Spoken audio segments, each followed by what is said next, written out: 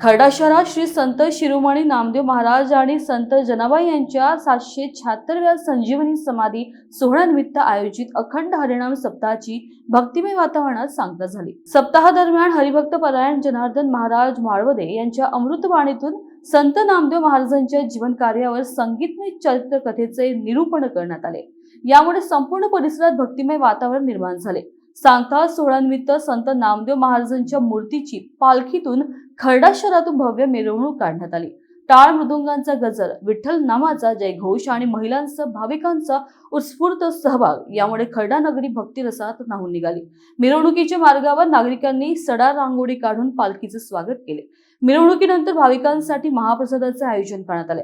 यावेळी शिंपी समाज बांधवांसह नागरिकांनी मोठ्या संख्येने सहभाग घेतला। न्यूज एक्सप्रेस करिता खर्डा प्रतिनिधी धनसिंग साळुंके यांची रिपोर्ट।